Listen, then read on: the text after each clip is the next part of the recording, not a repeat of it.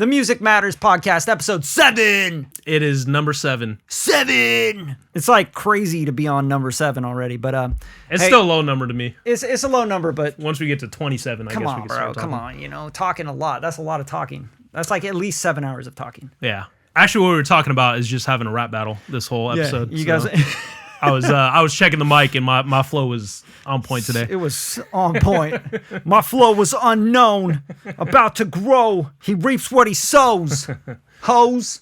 That's not written, bro. But yeah. I mean, yeah, bro. Off of that, because I'm not actually gonna rap, but Nah, but how you been, man? I've been good. Just in the pits. In the pits.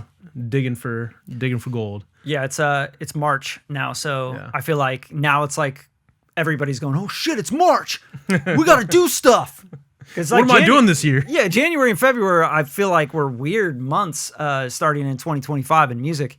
It's just like all the fires and all this weird stuff, and then all of a sudden it's March, and everyone's going, holy crap, can you get this done? Can you get that done? I don't know about you, but I got hit with crazy amounts of work. Oh, I got a ton of work. Yeah, and just the last this whole couple year's weeks been too busy for me, to be honest. But last couple of weeks just like went crazy. Like, I don't know what it was, but people are just like wanting stuff, and they want it now. Yeah. I've just signed on to a lot of projects, so it's just like, I already know, the rest of this year is like, damn, there's a lot to get done. So yeah, I feel like that's the music industry, though. You get into this kind of like fight or flight thing where you just start taking on everything because you're like worried that half of these will cancel, or you're worried that like, oh, is this actually going to happen? And like, are these people going to like pay up front, or like, am I going to have to, yeah, you know what I'm saying? It's going to have to, this is going to get call weird. It quits and move back to my hometown. Yeah, exactly. Get a 9 to 5. Yeah. Get a 9 to 5. Never, dude. I'll never do that. Even if I have to, I'll just like move into a car. Like straight up, I'll just be living in a car.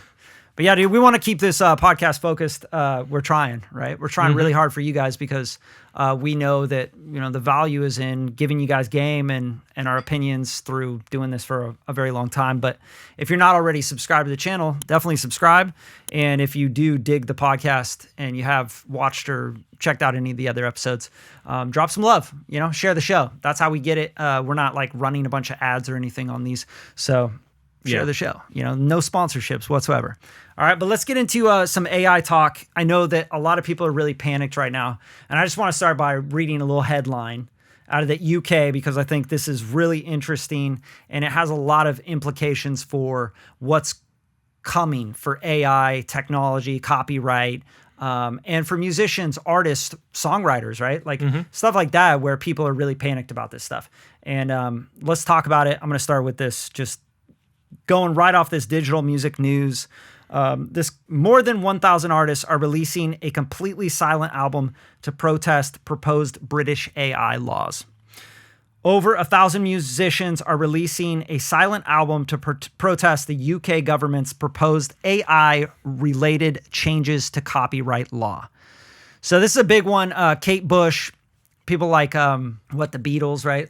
You got Paul McCartney behind it and stuff. I think Hans Zimmer's in there too, yeah. Yeah, their whole idea is to like release this album of like silence, protesting and making a point. Hey, look, we're artists, we're humans, and the world needs humans making music, right, and art. And obviously, we already know that AIs can't exist without humans and the artwork that has been made from humans. And that's what this whole thing is about with the UK. And their copyright laws are pretty much going against the artists in a sense. What it's saying is that they're able to train all of the AI models. Any company, any tech company can take from any music anywhere, published music, right, on Spotify, Apple Music, etc., in the UK, and train their AI models on it, on all that music catalog. And that's not sitting too well with a lot of artists. I think that's already kind of happened. I mean, it's happened definitely here in the States, and that's why companies like we're getting sued. They did the whole do it and ask for forgiveness later, right? ChatGPT took the whole entire internet and downloaded it. Dude. So It's crazy. And now DeepSeek. Right? Yeah, well, they all do it. So yeah, it's kind of the whole like toothpaste is out of the tube and you can't really jam it back in, right? So what do you think about like how is this going to affect? Because like the big thing I think about is like how's this going to affect the world on AI copyright? Because right now, as it stands, the U.S. government is saying that AI works cannot be copyright written, right? So if you generate something through Suno or Udio, we actually talked about this on the other podcast. Yeah. We got down to the specifics. You can copyright AI, and I think you actually were the one going through the specifics if you have human input on it and not just what's the words? Just putting prompts in, you know what I mean? If you actually have a human contribution to the of course. work, I think it's the same thing with like sample libraries, right? Yeah. A lot of people don't know that, for example, if you use something like Omnisphere, where they've sampled, loops and stuff, right? Melodies.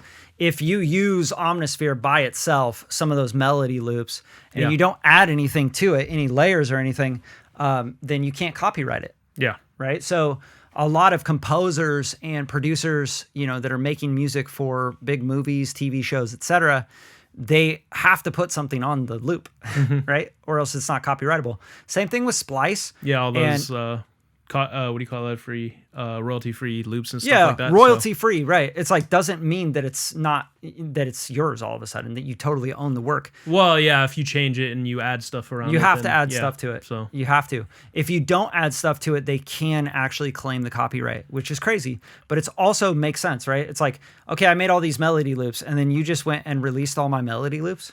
Yeah. Right, and now you're making money off my melody loops by just like putting them out, like. Or people like selling sample libraries, right? Yeah, I mean, it just depends on the usage and the terms that you get. Because like I said, places like Splice and all its competitors are using the royalty-free model. Yeah. Just because it's hard to track down everybody and on every release. But I think the major thing, because if we could switch it back to what's going on in the UK, is the hard thing is like I understand, like I sympathize with everybody and getting their works basically trained onto an AI which can infinitely spit it out. I think the hard part, though, is I actually think that a lot of that work has already been done, if that makes any sense. So the time to fight for it. A lot of that work meaning what? Like those AIs are already trained. Like at least the major companies that are in that space have already done it without asking. It's not legally. Yeah. Right. Well, you're saying under British law legally. So. Well, no. So British law, like now, that's what they've passed in through their their system, but. I think the interesting thing to point out here is that they're actually saying it's legal to train on your music, on your catalog, because you put your music out there, right? Yeah. So now AI companies can go and grab it as long as you don't opt out, which that's like super gray area to me. Yeah. Like you're saying, we're going to do this unless you opt out. Like, no, it should be, you have to opt in to do that. No matter what, right? Yeah. So I think that's where artists and writers and producers are really pissed off. And rightfully so, bro. Like, if you came to my house and you said, I'm taking all this shit in your house unless you opt out. And you're like, what do you mean? You're just taking my shit? Yeah, you didn't opt out. So we got the moving van and we're just like packing up your shit. What the fuck? Yeah, you didn't opt out. It's like, it's almost like sneaky, like IRS kind of shit. You know what I'm saying? Yeah. Where they're like, you owe this much in taxes. And you're like, what the hell, dude? Like, what about this stuff I overpaid? Why didn't you give me my money back? You know what I mean? Yeah. Oh, we don't track that. You track your own shit. You know what I mean? Yeah. I don't know. I feel unless you opt out. Like I said, I feel for artists because there's already a lot of, stuff that artists already are not in the know about, if that's what I'm saying. Like, yeah, and artists already don't understand how things work as far as like even publishing and all that stuff. It's the most taken for granted. Like it's the most abused pile of people. Like like absolutely. Literally, you take the people that are artists, the people that just want to create and make great stuff, right? And then you go and take advantage of those people, the people that I think that's the nature of the business already. So that's I'm my not point. surprised. Though. It's so taken advantage of. Like this is the whole culture of artists being taken advantage of is crazy. Like from Spotify playlisting companies that scam people to marketing promo music companies that scam people. Like it's crazy to me, bro. Like what? Leave artists alone, dude. They're just trying to put something out and make stuff that people enjoy, that people laugh to, cry to, get married to, have their first kiss to, like, and then you want to go out and try to take their fucking, 0.003 cents per stream. You want to take that money from them. You want to take everything from them all the time. Why?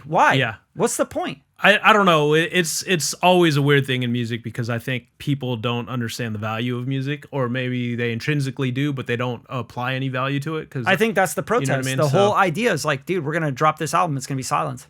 Yeah. Like, you listen to that album, like, see how you feel. Yeah. I mean, I don't think I'd feel anything because it's silence. So. That's what I'm saying. Like, that's the whole point. Is like, what would you do without the artists, the writers, the producers, the people?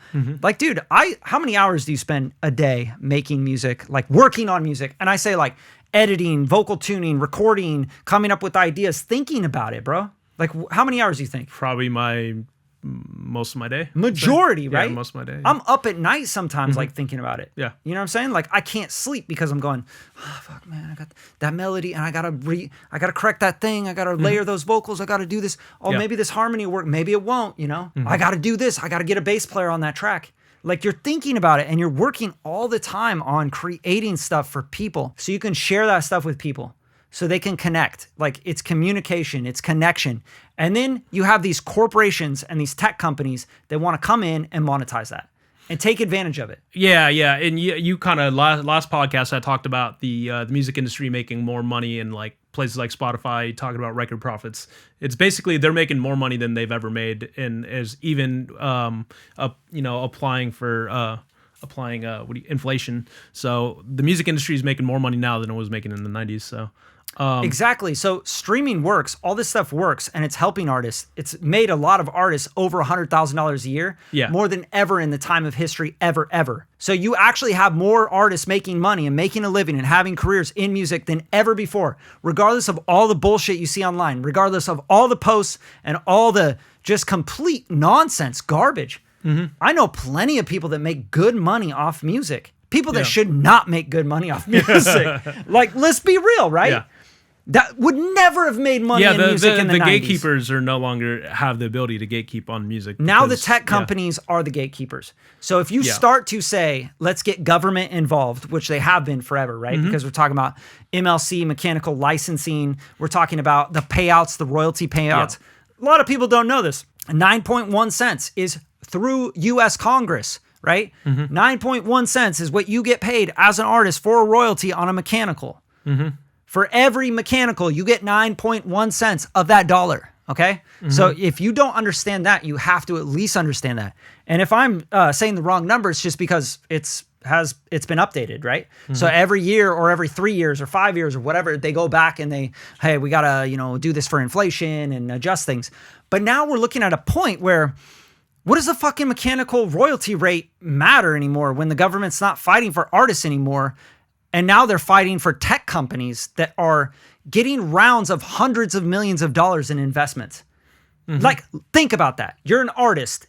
You work your whole entire life to get an advance, a loan of $1 million so you can make records. So you can finally reach an audience. So you can possibly get a chance of going on the road and opening for your favorite band. A chance to reach the right people, the people that like what you're doing and will pay for it, buy a t-shirt from you, and you can finally make a decent living wage. The $1 million, like, they're like, oh, $1 million advance, you're rich, you're a famous artist. It's like, bro, that's $1 million that you got to make terrible work. loan most times too. And you got to make it work. The recoup is usually like a fucking 3-to-1 ratio. It's crazy. There's so many things wrong with it, and it's always against the artist. Why has it always been like that? I just, that's the part that I am like. Well, I think there's multiple reasons. First, there's a lot of artists, especially in 2025. There's the amount, it's supply and demand. There's too much supply. But are there? Yes, there's too many. Like, remember we talked about the number of songs being uploaded to but let's not. I Spotify? don't consider those artists. Like, no, I know, but look, I'm saying the amount of people that are making music now is probably more than ever, especially with, like, the Guitar Center age, where anyone can go, where you can have. I'd say Baby. TikTok more so. So yeah, like I said, anybody can make music, and actually, I think if you look at statistics about the number of musicians and artists, so like, just every business is built around basic laws of supply and demand. So there's a lot of supply, but I think also too, when you look for the reason why artists are continually getting fucked, because I think that's what the bigger topic is, what you're talking about, and we could swing it back to the AI in a sec. But I think too, the problem with making art is that it's really hard to come up with a standard business structure that really makes sense, because a lot of all the people putting up $1 million, most of that a lot of times is creative risk. Like, they don't have actual factuals on what that artist will return. It's like most of these record companies, let's keep it real, are like, there's probably one flag. It's probably coming back to that Pietro principle, the 80-20 rule, where most artists that are being signed and putting out projects that labels are spending money on don't ever make a fucking dollar on it. And then there's probably the top 10% of artists that are actually making money. Let me stop you there then. Yeah. Then, if that's true, then the labels and the system of giving that money to those people should not be tax write-offable in any sense, because they need to take the risk as well. Oh yeah, I don't know the banking on labels and their tax. What do you mean? It's a business. Yeah, so if you put $1 million into something, you get to write it off, right? You get to say, hey, we spent this on my P&L statement, right? That is a loss. Yeah. That is not a profit in a business. So if I need to show a loss or I need to break even in my corporation, what do? Yeah. I spend more money, right? I invest more money. So if you're going to do that, you're going to play that game, right? Well, I'm just saying, I don't even think you can really make the major labels the boogeyman anymore, because they've just been collapsing and collapsing. Like, I don't even know if major labels will really be in the same. It doesn't matter. Major, independent, 20. You're a random investor. You're a bank. I don't give a fuck. You have to take the same risk as the artist is taking. That's what I'm saying. And if you're gonna if you're gonna play this game where it's like, oh well, we're gonna give you an unfair advantage, government and tech companies and everybody else besides the artist, then you need to give them the same risk as well. Yeah, so I mean, the government is a separate entity from the artist and obviously the label. And no, the government is the pendulum. It is the balancer. And if the government says, hey, you over here that is getting millions of dollars invested in your company versus you over here, artist that can't barely make a living. Yeah. Even though you're really good and you put your whole lifetime into it and you've invested all of your personal cash, you've leveraged loans that cost you 8, 10, 12%. You pay for a studio space that costs you thousands of dollars a month. You over here, you take all the risk and all the downside. You over here, tech company, because you're making money. Yeah. And we can tax you and we can see that as a benefit to the economy. Let's actually put the DSPs in a separate category then, because I don't think you can put Spotify. I'd say that Spotify and UMG in the same. I don't. Yeah. That's not the whole point. Okay. The point is the tech companies. Okay, so it can be partly Spotify. It can be Apple Music. It can be these places, right? They can fuck over the artists as well. Yeah. They can choose to or choose not to. But I think this, because they're really, what this all comes down to and why, if this article makes sense, is because it all shifts back to the government. And I can't speak on British government, but I can speak on like the American government. But the rules and which, the companies, the tech companies, and you could probably even say the labels too, the rules what they play by is if they spend money, they can get results, and that's through lobbying. And so, this could go into a bigger topic of, getting money out of politics, because I think that it all stems down to the corruption, you could quote unquote say. Oh, dude, I think our current government. I think it's 100% having to do with the UK. Are you fucking kidding me? Yeah. So of course it's corruption, dude. But I don't know enough about UK government and how their lobbying rules are, and all that works over there. Yeah, so I can't speak on it. Yeah, you do. Brexit, you know all this shit. Well, I can't speak on it. I know about American government, and I can say that we have a huge problem. If you know about government, you know about all government, bro. But all I'm saying is like the fact that places like these tech companies, Silicon Valley, can just go and come with fucking and bankroll whatever rules that they need into law is crazy to me. But it's insanity, because here's the thing: if you say that all the producers, the people you're training all of your shit on, you're designing all of your shit on, okay, you're creative. Let's just our melodies, let's just call them the whole creative. Like literally, if you were creative branch, the music producers, if the you composers, were in the business, the artists, you're not hiring. So instead of hiring a creative director, a creative team, producers, executive creative director, and a whole team of creatives for your company, you're stealing from all of the creatives in the whole entire world that's ever made anything having to do with your company, which is music. Yeah, that's what you're doing. And then to tie it back to the topic today is like you're doing it through training these models, these AI models, which anybody will have access to and be able to especially the labels. Supercomputers with GPUs that are billions and billions of processes per second. You know, we're talking about like unheard of kind of technology. And when we get into quantum computing, But I don't think we can be afraid of these things. These are just the. I'm not afraid of it. I think it's the natural progression of things. It's, you know, when Uber came out, when taxis used to exist. Bro, I still like these prefer AIs music. are just tools. You know what I mean? So No. Look. And I actually think Here's yeah. let's be real. You can turn the fucking computer off. You can turn off your phone. Yeah, you can live in real life. You can create laws. I think my main thing is this the next, you know, cycle of music will be the AI cycle. But just how, like, you know, there's always a pushback. So we're gonna push back to organics, you know what I mean, after this AI. Because the saturation, events, even the internet right now is saturated with bots. Facts. Remember we had a podcast where we were talking about pretty much, I think I mentioned on it, but it was like 30% of all basically interactions on the internet right now are bots. So 30% of the people liking your post, 30% of the people commenting. I'd say it's higher than that. Yeah. So that's just the estimate of the amount of botting that's going on the internet. But that's what I'm saying. So we're going to get back to, and we can already see it's happening. I mean, it's funny because I was reading a thing about dating apps basically that they've been sinking right now. Oh yeah. Because nobody wants to be on the because botted they're botted as well. Yeah. That's what I'm saying. And nobody wants to be on a platform like Tinder in the company. I forget the company that owns Tinder. Is it Tinder?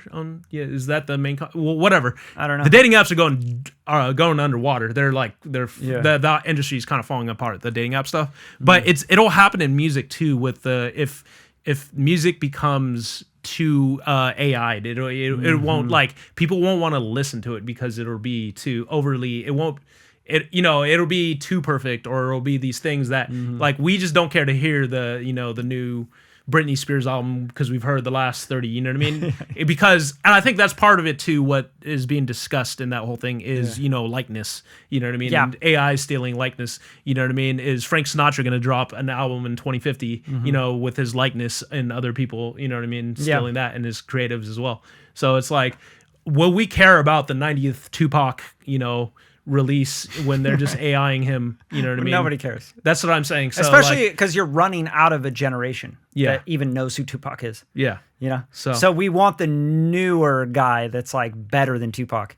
Here's a good example. And I know that sounds crazy. You're like, better than Tupac, newer guy. Like, yeah, AI could just generate that, right? But it's like, that's not how it works, because AI is for the most part, it's not actual intelligence, right? So we're talking about pretty much taking everything that we already have or know, and depending on with what information it's being trained, that's what you're going to get as your outputs. And then you also have to adjust for so many things, like an intelligent, creative human being feeding that AI, that specific AI, because if you use something like Claude versus ChatGPT versus Grok 3, they are all so different.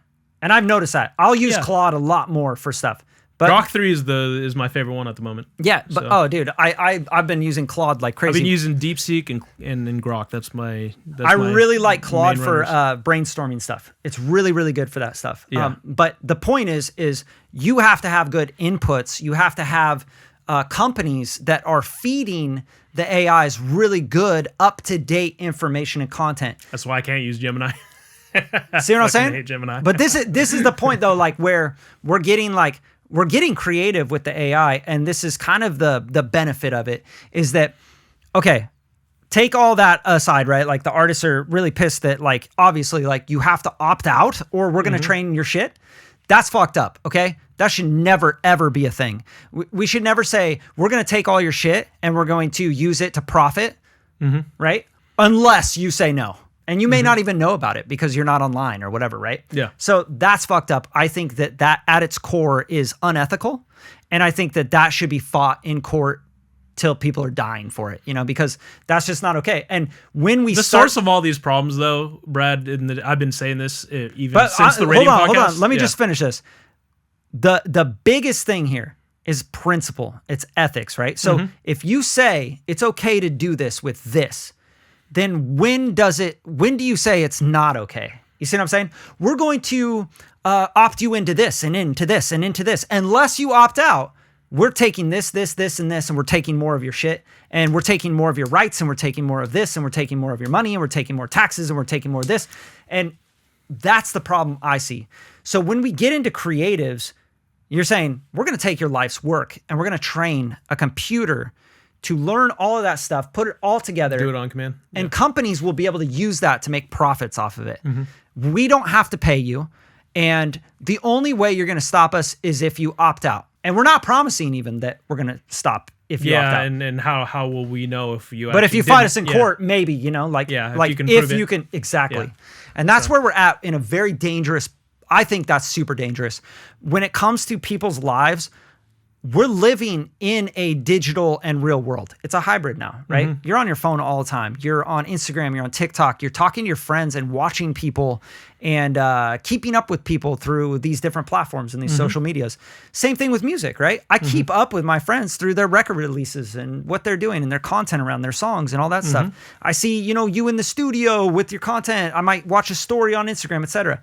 So if this is the new water cooler, this is the new place where we come as a community to chat and stuff, and then someone just says, hey guys, everything you guys are doing in this town square, that you guys are chatting and you're doing and openly talking about, we're taking all of it and we're going to use it for profit unless you guys opt out.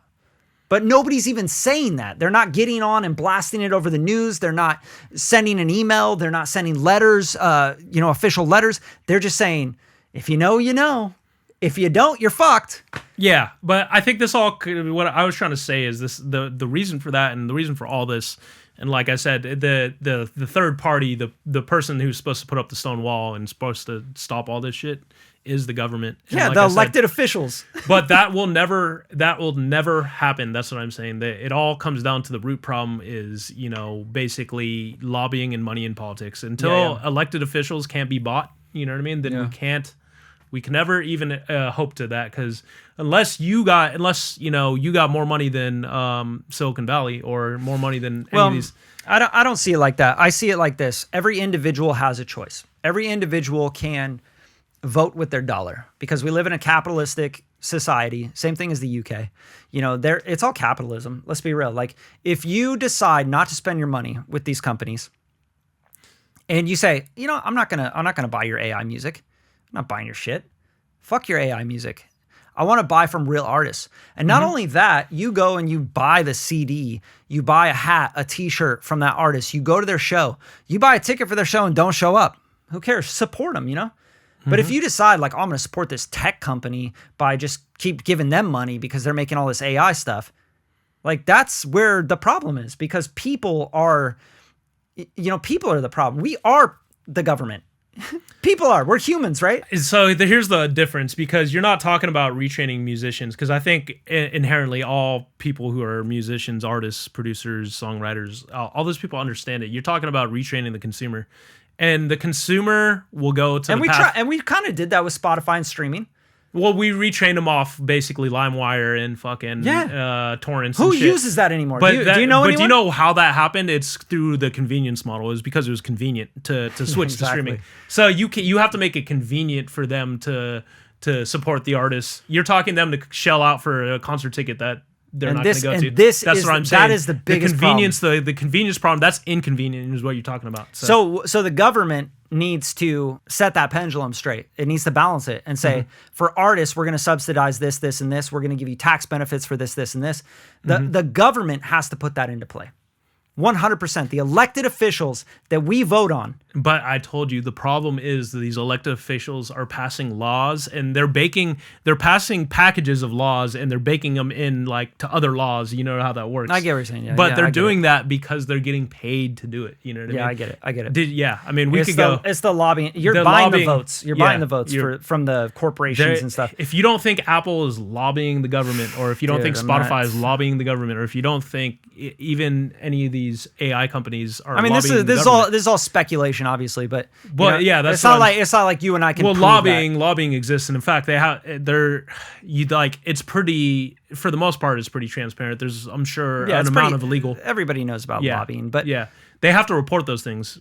You know what I mean? Who's funding what in what race, and all those. Yeah, so it comes down to the individual. It comes down to, and I'm not saying just the consumer. I'm saying people being humans and caring about humans, having empathy for humans, right? Yeah. I don't care if we're talking about the mom that has to work 3 fast food jobs to put a fucking dinner on the table for her 3 kids, or the singer-songwriter that has been working at it for 25 years, but still only making $35K a year. Yeah, that mom is going to go the path of least resistance, which is why she's doing Temu. Remember how we were talking about Temu like a couple episodes ago? A lot of That's what I'm saying. That's why the cheap shitty shit will keep rising until it's more. I think that's you know I think that's changing though. That's my point. I think consumer behavior is going to shift really hard. I hope so, because no, dude. Have you scrolled lately at all? At all on any social media? Yeah, I scroll every day. Okay, how do you feel like about most of the stuff you're scrolling and seeing? I'm skipping over most of it. Okay, but yeah, amen. I'm sure everyone else is too. I think a majority of people are scrolling brain dead, doom scrolling, like they don't even know why they're doing it. Pretty much, right? Mm-hmm. It's like I think in 5 years, maybe even less, we're gonna look back at this. Well, that's why they're calling it the death of the internet, right? Yeah, we're gonna look at it as like how smoking used to be, cigarettes. Yeah. Like, it used to be cool to smoke cigarettes, bro. Mm-hmm. Like I was in a post-hardcore band and I was 18. I was like, yeah, man, I smoke cigarettes, bro. Fuck yeah, I got my raspy voice so I can do my screamo. You know what I'm saying? Yeah. But like, think about that now. Yeah. If you smoke a cigarette near anybody, it pisses people off. Yeah, bro, they fucking hate you. They will crucify you right on the street. Mm-hmm. Like they will like openly. Especially in LA. Like, you fucking smoking here? It just depends which country you're in, because I'm sure in the Eastern countries, it's not a problem. No, amen, right. Well, I don't know, because I've never been to any Eastern countries, to be honest. Yeah, you've been to Philippines. Yeah, that's not Eastern, though, would you say? Yeah, I guess it is. Yeah, Philippines. Yeah, the Philippines, a lot of smoking for sure. A lot of smoking. Yeah, I'm Filipino. For sure. It'd be blowing smoke in your face, bro. Like, yeah, good point. I never thought about that. Yeah, in Europe, smoking is really popular. But anyways, continue your point. Especially in America, the ideas of smoking and because the amount of campaigning to anti-smoke. But yeah, I agree. Okay, you can change consumers, but that takes millions and millions of dollars. Okay, so here's there's a lot of lobbying to get that No, going. that's a good point, though. Like, you make a good point. Like, they changed... The smoking culture changed through anti-smoking, right? Lobbying, yeah. Why? And rules and... But really, why, though? Really, why? Actually, the government... No, but why did they go... Because of the health problems. Okay, and why? Why the health problems? What do you mean, why the health problems? Because nicotine's terrible for you and all those... And so what? Who gives a shit? So what? Oh, and they noticed there was a huge population problem, and it was directly caused with cancer, and cancer is one of the biggest killers on the. Okay, and then why would they care about that? They don't care if people die, do they? Oh, you're talking the companies? Yeah, sure. Or anybody. I don't think any of those companies care. Oh, okay, I'm trying to get to your point. Okay, I'm trying to get to this. I'm not understanding the question. I'm trying to get to this. Okay. And I'm going to be really, really clear here. Anti-smoking campaigns came in because of emphysema, lung disease, cancer, et cetera, et cetera, et cetera, right? That was because the smoking caused that, right? The nicotine, but it was not really nicotine. It was mainly cigarettes and all the shit that they put in the cigarettes, right? Yeah. And chewing tobacco and the stuff they put in the tobacco and the non-regulations to all this stuff, right? So they started taxing these higher and higher and higher. Let's tax cigarettes. It's like $3 a pack, and then all of a sudden it was like $20 a pack. Yeah. You know what I mean? So people are like, I can't afford that. So they tax them out, right? They start an anti-smoking, that's the whole thing. Yeah.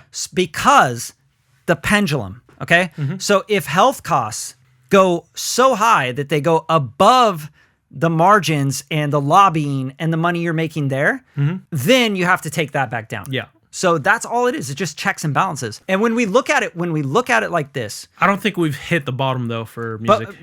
But that's not the point. The point is this: if we have AI everything and everybody's ripping everything off, and social media is just blasting a bunch of garbage, and we have a bunch of and everyone's just shooting shit at the wall, right? Yeah. And then you have a bunch of mental disorders and problems, and humans not effectively going into society, working their jobs, showing up for their jobs, creating an economy and making money and prospering and making things happen and moving things forward, and they're just sitting on their phone shitting themselves, and they're like having all these mental problems, anxiety, and they go, oh my God, this is causing a lot of these issues that now are being subsidized by the government, right? Healthcare, and it's happening in a lot of like more lower class communities, right? Because they'd rather get on Temu, like you said, right? But they can't track the taxes, and they can't get their money. So what ends up happening? They go anti social media, anti this, anti that, right? That's what I think is the future. And then of course, I'm just like, Yeah, we're all spitballing here. I'm just like, I'm thinking in my head, like, where else could it go, bro? There's so many people like have mental disorders now. Depression is like crazy. Well, the internet is a different thing. I mean, just beyond all that, I mean, the real world consequences. I think you could attribute that. But hold on. But AI, yeah, anything is the internet. That's all it is. That's all it is. If you get online, you consume a digital AI. Yeah. You do not consume that. It's not in real life. Real place. Yeah, it's not. Bro, real place. Do you go to a show and you're like, I hope they play some AI music? You know what I'm saying? Like, okay, sure. Once you start to put AI into robotics and all stuff, yeah people are going to be fucking robots. I think everything is going to be AI, not just on the internet, but in the real world too. So yeah, it's going to get weird. Like cars are going to be mostly driven by AI. 100%. For the most part. I trust AI to drive cars more than I do humans. But I think to swing back to what we were talking about, like I think the death of the internet is gonna be a thing. I agree, but I also think you're right that you kind of have to hit bottom, and I don't really know enough about the whole smoking culture. If that really hit a bottom to where people like, okay, we gotta push back. It was healthcare, bro. Yeah, healthcare costs and like the cost to like take care of these people. But it went through the roof, bro. You can't support that system. You have to balance it back out. I mean, there's a lot of things talking. I don't want to get super political because we're not a political podcast, but like. When you talk about AI and music, but when we're talking about when we're talking about AI in general, it's gonna get back to the politics. It has to. There a lot of people are talking, but like I think you need regulations on AI. I think it's true. There's from what's been said is that 50% of the job market's going to be wiped out by 2050. Yeah, but that's exactly what people were saying in the Industrial Revolution. And I can understand it from the way the pendulum. It might take longer too. I don't really know by what time frame or what measurement they're using. But I think at a certain point, yes, it's just it just comes down to. Here's the thing, because when we're talking about like the boogeyman of all this AI shit, it really just comes down to corporations and capitalism, corporate structure. Corporate structure doesn't care if one group of people, you know what I mean, is, disenfranchised, aka musicians, you know what I mean? Because corporations don't care about shit. They're not real things, you know what I mean? They only care about bottom line, you know what I mean? It's just the structure of all this. So knowing that about corporations, and I'm going to keep asking you questions because you're not asking me any. If you know that about corporations, and you know that corporations are governed by the government that they operate out of, right? What is the answer? The answer to what? The answer to corporations not being able to just do whatever the fuck they want. Oh, well, that always comes back to the government, but regulations. But they're always gonna. Taxes. In fact, I think corporations for the last, at least in the United States, have been tearing down regulation. Probably for the last. I think we had more regulations years ago, but I don't know the statistics. It goes like this. It's like, but I think we're to the point where corporations through lobbying have been, like I said, able to kind of run rampant. So yeah, when we talk about corporations, I think that's kind of like such a loose term, right? Yeah. Because fuck, I'm a corporation. You know what I mean? No, I know, but what, I'm an S corp. Yeah, but I'm talking about more so like the C corps of the world. Large corporations. Not your LLC. There's plenty of small businesses that don't. I think more so the thing is, the truth is I always land somewhere in the middle. Like I said in all these talks, it's because the nature of AI makes things convenient, and convenience will always win with the consumer. So that's where I stand on it. And so no matter what, I think we'll get to the eventual. I agree with that 100%. Yeah. So it's just the same way how we're talking about streaming one over on the Napster shit, because the Napster, not just Napster, but pirating and torrents and stuff like that, where torrenting and piracy was the biggest problem for the entertainment industry as a whole. Honestly, it was more convenient to do that. Remember? Well, it was more convenient to torrent. Yeah, than it was to... Because you couldn't find the music. Well, no, you could go onto iTunes and buy everything, but... No. Yeah. I remember when torrents were really big, it was because you could find music from artists that, you're like, I can't find this anywhere. Like, I literally could not go to the CD store. I could not go online and find this on Apple Music. This version of this thing. Like, that's why torrents... Yeah, absolutely. So, but bootlegs so it was convenient. Were like crazy on torrents. But then it got more convenient to just pay $10 a month and Fuck get yeah. everything, or just go on Spotify for free. You know what I mean? Because it here's was some just ads. all there. Amen. And so convenience won out. And so that's what I'm saying. AI is making shit really convenient. So you're not gonna win against that factor. The thing is, Uber's way convenient versus calling a taxi. You know what I mean? Amen. So Yeah. No, and Amazon's winning because it's same way day shipping. convenient. Yeah, exactly. Next day shipping. I hate going to Target now. I hardly ever go to Target. You know what I mean? So Bro, I'm on that's where I used to- Instacart, dude. Yeah. I'm like, oh, you want to charge me an extra $4? Like, I'll pay for the fuck convenience. yeah! I'm not going into LA traffic to go grab like 3 things from the grocery store. I'll pay you $4. You know what I mean? Like, yeah, bring it to me. So that's kind of is my point back to it, because we were talking about cigarettes, but they made that all really inconvenient. They made cigarettes mad expensive. Super inconvenient, yeah. And they did it with alcohol. Like, and then they made alcohol's it really expensive. Yeah. Then they made it inconvenient in the Yeah. sense where it was like no smoking anywhere. Yeah. You couldn't even smoke near buildings. Yeah. You know what I mean? It's like, don't even smoke like 6 feet near this building, you know? Yeah. You remember those signs? So they're gonna have to find some way to make AI really inconvenient for that pushback to just happen naturally, if that makes sense. I think they will. Yeah. I think that it has to happen because, like, think about it. At the end of the day, if you have only AI stuff, right, then it's only being trained on what it already knows. It's just recycling the same shit. Which, yeah, you could say, yo, tons of artists just do that, right? But then there's always going to be the outlier artists that make cool shit, and then people chase, right? So you have to have trendsetters, and AI is just gonna be recycling what it already knows. Yeah. So it only is as good as the data and the stuff you're feeding it. There's companies now that all they do is they hire people like you and like my wife, you know, who's an RN, you know, in the ICU, Yeah. you know, and they hire these people as professionals in their fields to go and train the AI Yeah. and talk to it and, you know, Update it, correct fix it. it, Yeah, correct it. it and teach it like, you know, oh, if you're giving CPR, you know, blah, blah, blah. And then it like gives a bad answer. My wife would be someone that would go, no, that's not how it works in the real world. Here's how it really would work, you know, and humanize the AI and all this stuff. But I think honestly, we're getting to a point where AI is just like a lot of hype right now, but it's peaking. It's already peaking.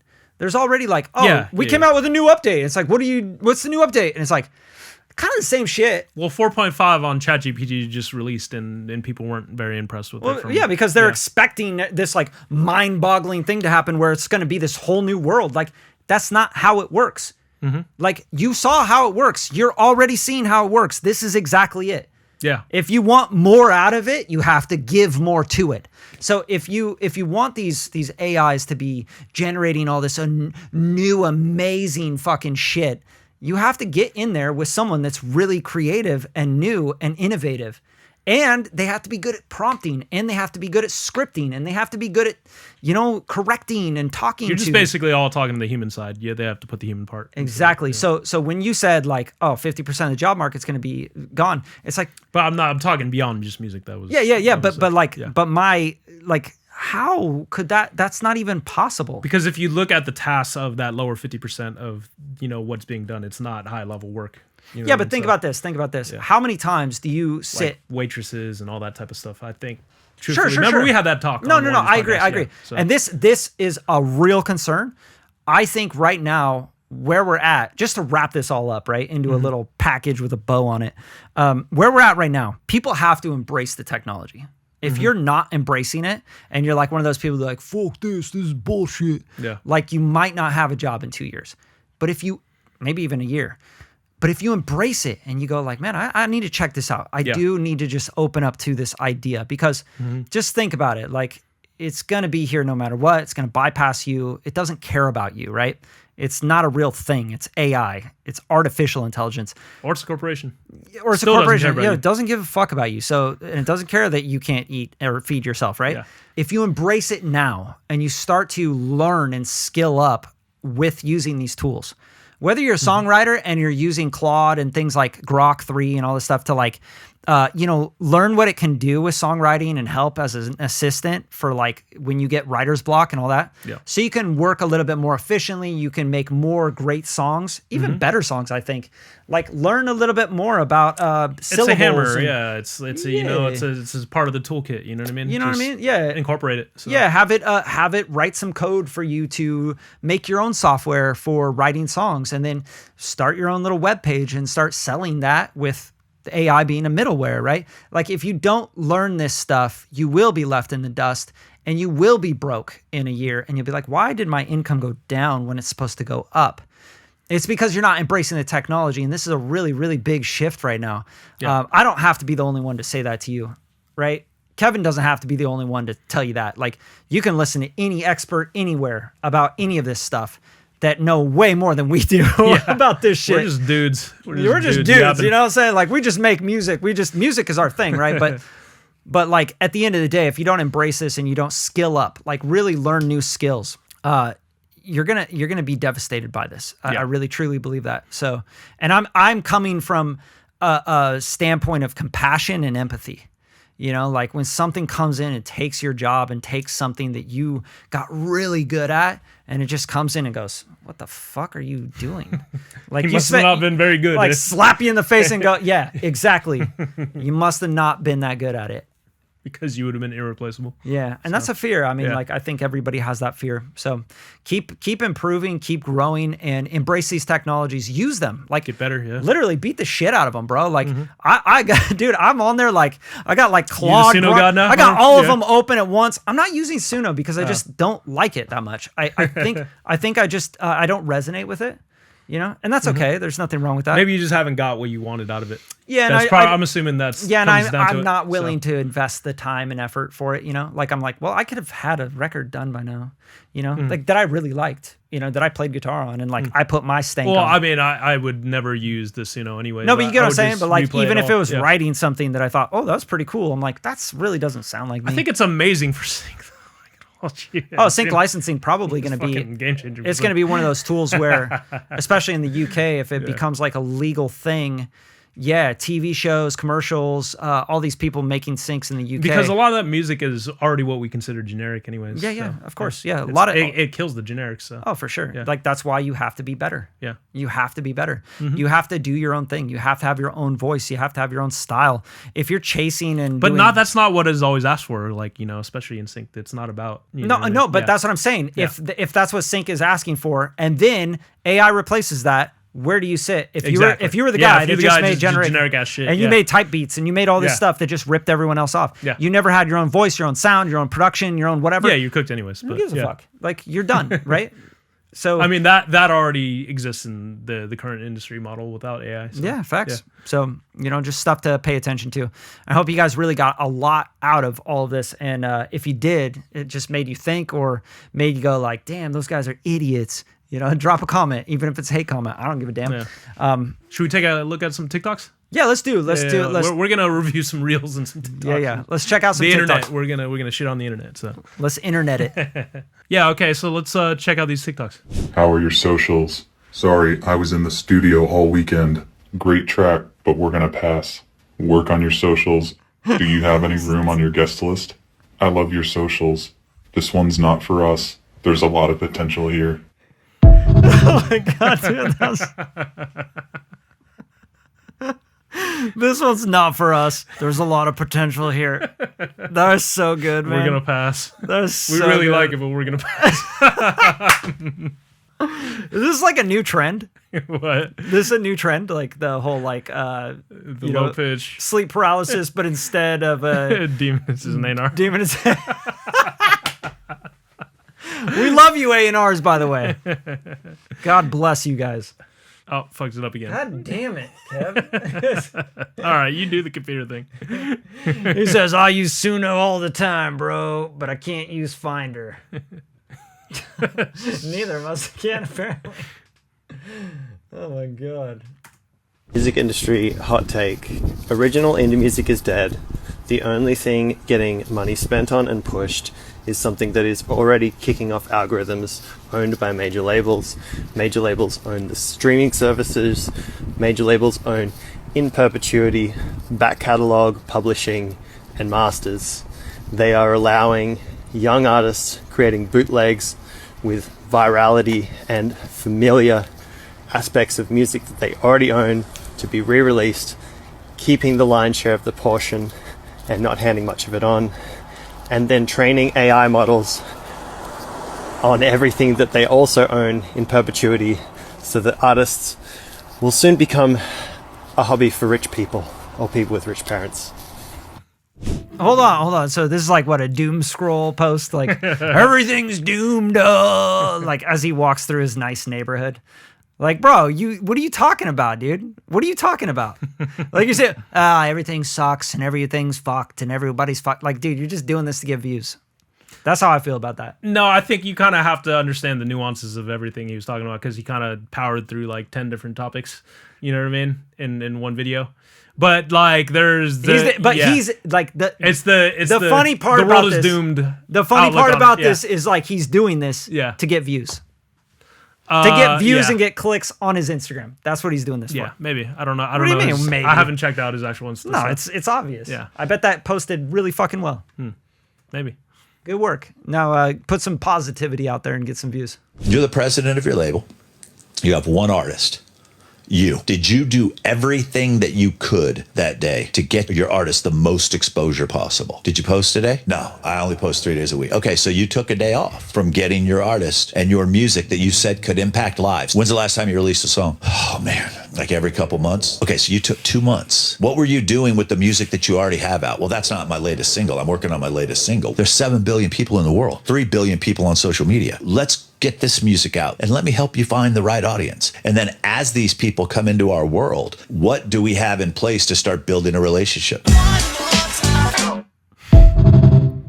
Kevin's reactionless. He's like, we're going to do some TikTok reactions. You see the video and he's like, you seen it So already? what do you think? What do you think on that topic? Because Oh, are you kidding me? Like Yeah. he's right 1,000%. Yeah. I get this every fucking day, bro. Like I just don't think musicians see this as a job, and they're like, "Oh, I don't feel blue today." I don't feel like it. I don't feel like I'm not coming to work today. Okay, well then you're fired, bro. Like you do this every day. You've done it for a week now. You don't have a job, all right? See ya. And no, you don't get paid. Like, When dude, you get paid like, when you actually make money. You know what I mean? dude, have you ever go- had a job ever? Like, I feel like artists do this thing where they're like, yeah, I don't feel like it. You know, posting is lame and nobody watches my shit. And it's like, what are you talking about, dude?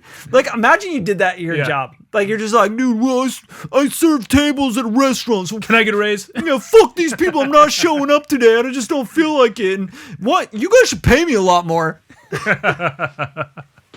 This place sucks. Yeah, I mean, people just don't want to be entrepreneurs, but they want to work in music. You know what I mean? So They it's want just to. like- They want to not work at all. Yeah. They want to like. Oh, I just want to make music whenever, and like, I don't want to post on social media. That's lame. Or they have a song, they put it up, and it's like, oh, well, it didn't go viral, so I'm going to delete it. You know Bro, what I mean? this is what I tell all artists I work with. It's a blessing to be able to make content and make music and do what you're doing. It's a blessing that you have a phone that has 4K, 60 frames per second. You can do all this shit all the time, anytime you want to. It's a blessing. And the fact that you call it lame or you say it's hard to do or I'm bored or this isn't creative, that's on you. 100% on you. The music industry is designed to rip off an artist. That's what I believe. I believe that when the check gets handed to an artist, the check is normally not right. The first person that told me this was Nelly. Nelly told me, you know, you got to learn how to do this thing called an audit. Then he was like, man, you got to get a lawyer. And so I searched, I found Jay-Z's auditor, right? And then this guy went and said, I'll do it for, you know, I'm not going to charge you up front. I'm going to take a piece. And I was like, okay. So he goes and he finds over $600,000 that the label hid for me. I was like, wait a second. Is this the way it always is? He's like, yeah, you got to keep on doing this. So I realized all my peers didn't know this. I got into the music industry and thought that when you have a song that's number one, that it just goes magically because your song's good. It's paid. Payola is not supposed to be like a thing, but it's real. Like I had to pay a lot of money to get my record to number one. And I started looking at the music industry differently. And all of my peers, I started focusing more on equity. right? I wasn't the guy that was going out and trying to chase a piece of a show that somebody's going to pay me $10,000 to do. I wanted to get a piece of the actual thing that was holding these buildings up. I was talking to my lawyer at the time, who's Don Passman, and he's, Oprah's lawyer. So I'm like, man, let's go do this tech stuff, man. There's this industry that's just cannibalizing this music industry. Let's go get involved in this stuff. And he wrote the book on the music industry, and he was like, I can get you out of this deal and get you to another deal. And I was like, I don't want to be in this place because it's designed for us to fail. We're chasing riches and not wealth. Yeah. Boy, I'm going to go, try to mess with this tech stuff. I started advising. The first company I started advising for got bought by Google. And that's when I knew it was real. I started putting money in other companies. Luckily, got into Maker Studios. Bam, big exit, right? So then I started realizing, wait a second, I'm in the business of getting equity. And it's hard when I hear about streaming audio and stuff like that, because on the investor side or the consumer side, I love it. But from the artist standpoint, I'm just watching this industry just go like that, and it hurts me to see that these people that were my legends fall off and not have any money and trying to figure out what to do. Yeah, so this post is like way too much stuff going on. You know that Chameleonaire, right? Yeah, but it's like that's a bad post to me. Like, it's like, what? You just said a million things. I think there were like 3 or 4 different topics going on. Yeah. Yeah, like the first topic I love. Like, I love what he was talking about, but now I'm the like, audit part? Yeah, but by the end of it, I'm like, what are you talking about? Yeah, I'm sure, because he's spitting a lot of game, and I'm sure if you watch that full whatever interview it is, he's probably giving a lot of game. But yeah, like Chameleonaire got out of music and got into tech. That's what he ended up doing. Yeah, fair. So whatever. But it's fascinating though, because remember we were arguing about even the Rust thing on one of the TikToks about him talking about payola. This when Chameleonaire was had a #1 song. This was in like right around back in the days, 2009, 2008. Yeah, early 2000s for sure. Yeah, so that's what I'm saying. Like payola has been the name of the game, at least from back then. I think now so more. I don't label it as payola. I would say it's more about marketing budget. Well, no, they're stream. The payola is the stream farms now. You know what I mean? You're pushing your thing up the billboard. Via. I don't know. I don't know anything about that. Yeah. I don't play in the major market they cheese all these numbers. But that's the fascinating part to me. The next part is the labels just being fucking, hiding money and stuff like that. I've known that for years. The audit thing is real. Yeah. Like, that's really crazy, and it's really real. I've heard from numerous artists and producers that have worked with major labels that they do that all the time. They have to audit, but there's nothing wrong with that. And I think that that's just it's kind of like part of the industry and how it works. And if you don't understand that, you just don't understand the industry. And I think that happens in a lot of industries. Yeah. It's just kind of part of it. It's like jargon in an industry. Like sometimes you go, oh, I didn't know that you always have to deal with this. That doesn't seem right. And you're like, yeah, but that's why it's in a clause in every contract. Yeah, and I'll spit some game too, because I think, like, obviously he's a major artist who had #1 singles and stuff like that. But for even just minor producers, songwriters, music makers, like, it's so common to like get splits fucked up on records, even when there's a split sheet or there's confirmation of the splits. How does that every happen time so you got often? like you have to be super tied in with your people at ASCAP or BMI or whatever PRO. Yep. So you always got to double check you're getting what you're supposed to get, because if you're not, if you're just flying blind, you're getting fucked. It's already just how it is. Because so crazy to me. That part is that's crazy. your audit. You got to just go and double check your shit. You know what I mean? Facts. on all your. But PROs. that's on you with every business. Like, it's like absolutely. doing your taxes. Yeah. Oh, I didn't write off anything or whatever. It's like, well, you should have wrote stuff off. Like, that's why there's the tax code. Yeah. Oh, well, I don't know anything about the tax code. Well, that's why you hire a CPA. Well, I don't know. I can't afford a CPA. Well, you're in business, so you got to afford to do business. Like, that's the whole idea. You got to understand that this is about marketing. Like, this whole thing is about marketing. It's about your image. It's about your story. You got to be appealing to people. And if you're going to release a record, you have to do something that nobody else has done, or else there's no point. That's how I see it. So that's as far as like having the most of anything. Like, yeah, it feels great, but I still don't. I think anybody could really surpass me. No, I shouldn't say that. I don't believe that. I mean, I think I'm doing pretty well, but definitely somebody could be on my level in terms of awareness and buzz. Like, I think that's very easy. You just gotta think, and you gotta have some money. That's all. Like you said, a lot of artists just have MySpace and just have a couple songs and don't have a website, don't have marketing, don't have anything, and then they get disappointed when they only sell like 70 records. It was funny, we were in the studio the other night just going on different artists MySpace, like artists that are signed, like people like, you know, big people. I won't say any names because I don't want to put anybody down, but it was some big people that we went on their MySpace, and I definitely like had more plays than them for the day, and it's crazy, you know. I mean, it's a great thing. It shows me that maybe corporate America doesn't get it yet, and the record labels don't get it, but definitely I think the people really appreciate it, you know, and somebody keeps coming back. Bro, this is crazy. This is Young like Drake. this is like Drake, like as if like TikTok just broke. Yeah. You know what I'm saying? It's like, yeah, record labels just don't get this, and you know, their corporations aren't getting this thing. He's talking about MySpace. But he's talking about MySpace, bro. Like it's the same shit. It's like history repeating itself over and over and over again. I think the powerful message is like this whole thing is about marketing. That's what he's saying. Of course, dude. But that's like with any business. Yeah, I know, but I think people who get into music don't understand. And this is Drake talking like freaking 15 years ago, maybe. Dude, maybe 15 longer plus, ago. Yeah. So this is so like, young. And it was about marketing back then, and people still didn't understand it back then. But it's even more about marketing in 2025. Oh, even more. And like he's talking about MySpace, which means like TikTok, Instagram, None YouTube. of this shit existed. Yeah. Like no, like it's just apply it to today. It's the same goddamn thing. Like there's nothing different. The music industry, everybody wants to talk about how much it's changed, right? Mm-hmm. Oh, it's changed so much, TikTok, and you know, and this and that, and it's like, bro, he's talking about MySpace as if like these old ass motherfuckers, these corporations and these record labels, they're not on that MySpace game. Like I got on MySpace and I'm on MySpace and I get on MySpace. Just put TikTok in place there. It's the same thing. It's the same damn thing. It's wherever the attention is, you know what I mean? Bro, 100%. Marketing is, look, it's like you're going to release a movie that you spent $100 million on making. You're going to spend $100 million plus on marketing. Yeah. Do it with music. Most companies, their marketing expenses at least 50% of their budget. You know what I mean? So they're spending half of whatever they earn that year on marketing. And the other half goes to whatever other part of the business needs, you know what I mean? Whether it's employees and all that other shit. So, bro, if you're going to, like he said, you're going to not do any marketing, you're not going to spend any money on any of this, and you get 70 plays, 70 sells, that's on you. That's on you. Like, put a budget together. You care about the song, you care about the music, the album, the EP, what you're doing, your business, your livelihood, who you are, what you're trying to do. Then get a budget together, like straight up.